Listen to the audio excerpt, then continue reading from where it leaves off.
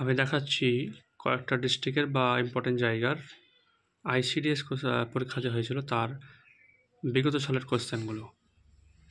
আগে অনেকগুলো সেট দেখিয়েছি। এখানে আমি দেখাচ্ছি নাকাশিপাড়াতে কী ধরনের কোশ্চেন এসেছিল আইসিডিএস পরীক্ষার জন্য। আমি শুধুমাত্র এমসিকিউ টাইপ অর্থাৎ শর্ট কোশ্চেনগুলো দেখাচ্ছি, যেগুলো সমস্ত ধরনের পরীক্ষার জন্য কাজে লাগবে, সবাই এগুলো পড়তে পারবেন। তো এখানে প্রথম কোশ্চেন ছিল, ভারতের দীর্ঘতম নদী কোনটি? ভারতের দীর্ঘতম নদী হচ্ছে গঙ্গা বা আদর্শ নদীও গঙ্গা, কিন্তু যদি বলে বিশ্বের বা পৃথিবীর দীর্ঘতম নদী কোনটি, সেটা হবে নীল নদ। আর বিশ্বের বৃহত্তম নদী যদি বললে সেটা হবে অ্যামাজন নদী। নেক্সট কোয়েশ্চেন, কবি কঙ্কন কাকে বলা হয়? মুকুন্দরাম চক্রবর্তীকে বলা হয়। ইনজিল শরীফ কার ধর্মগ্রন্থ? এটা হচ্ছে মুসলমানদের ধর্মগ্রন্থ। মুসলমানদের যে মেন 4টা ধর্মগ্রন্থ রয়েছে তার মধ্যে সর্বশ্রেষ্ঠ হচ্ছে কোরআন শরীফ। এছাড়াও আরও দুটো নাম আছে, তওরাত, জবুর, ইনজিল, কোরআন। মোট 4টে ধর্মগ্রন্থ, যাদেরকে বলা হয় আসমানি কিতাব। তালচের তাপবিদ্যুৎ কেন্দ্র কোথায় অবস্থিত? এটা হচ্ছে উড়িষ্যায়। মধ্য রেলের সদর দপ্তর কোথায় অবস্থিত? মুম্বাই। পানিপথের প্রথম যুদ্ধ কত সালে হয়েছিল? 1526 সালে। আবারও বলছি, পানিপথের দ্বিতীয় যুদ্ধ হয়েছিল 1556 সালে। প্রথম 26, দ্বিতীয় 56। পাপকে ঘৃণা করো কিন্তু পাপীকে নয়, উক্তিটি বলেছিল যীশু খ্রিস্ট। পাপকে ঘৃণা করো কিন্তু পাপীকে নয়, এই উক্তিটি একটা বিখ্যাত উক্তি দিয়েছিলেন যীশু খ্রিস্ট। অর্জুনের ধনুকের নাম কী ছিল? গান্ডীব। ভারতের প্রাচীনতম ভাষা হচ্ছে তামিল ভাষা। আর অনেক কোশ্চেন রয়েছে। কুতুব মিনার কত সালে নির্মাণ করা হয়েছিল? এটা হচ্ছে 1232 খ্রিস্টাব্দে। কাকাবাবু চরিত্রটি কার সৃষ্টি? সুনীল গঙ্গোপাধ্যায়। কাকাবাবু চরিত্রটা হচ্ছে সুনীল গঙ্গোপাধ্যায়ের। 2টি তেজস্ক্রিয় পদার্থের নাম ইউরেনিয়াম, থোরিয়াম, রেডিয়াম, এগুলো হচ্ছে তেজস্ক্রিয় পদার্থ, অর্থাৎ যেগুলো দিয়ে পারমাণবিক বোমা তৈরি করা হয়। জীবনদায়ী ওষুধ তৈরি হয় এমন একটা উদ্ভিদের নাম সর্পগন্ধা, অশ্বগন্ধা, তুলসী গাছ, এগুলো সব বলা যায়।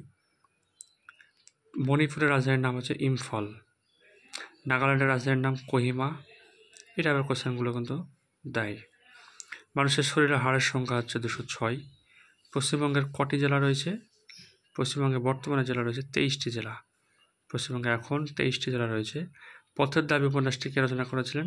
শরৎচন্দ্র চট্টোপাধ্যায় পথের দাবি উপন্যাসটি লিখেছেন। এটা একটি বিখ্যাত উপন্যাস।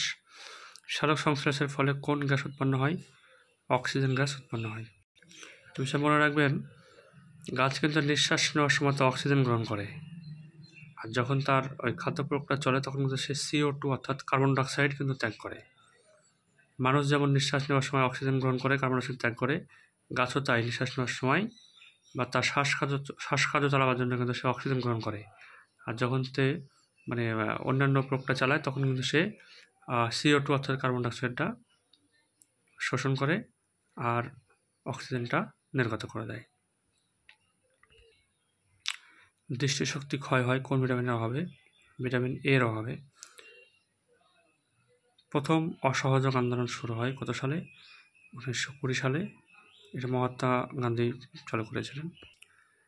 স্বাধীন ভারতের প্রথম রাষ্ট্রপতি ছিলেন ডক্টর রাজেন্দ্র প্রসাদ। প্রথম প্রধানমন্ত্রী ছিলেন ডক্টর মনমোহন সিং। কেন জল ফুটিয়ে খাবেন? এটা হচ্ছে জল ফোটালে অনেক সময় অনেক জীবাণু নষ্ট হয়ে যায়। তো এই ধরনের কোশ্চেনগুলো আমাদেরকে পড়তে হবে, বা এর রিলেটিভ যে কোশ্চেনগুলো আছে সেগুলো কিন্তু ডিসকাসে পড়তে হবে। সঙ্গে থাকুন, অনেক সেট অনেক রকম কোশ্চেন করানো হবে, এগুলো পড়বেন, সাথে আরও অন্যান্য বই পড়বেন। আশা করছি ভালো র্যাঙ্ক করবেন। Thank you for watching.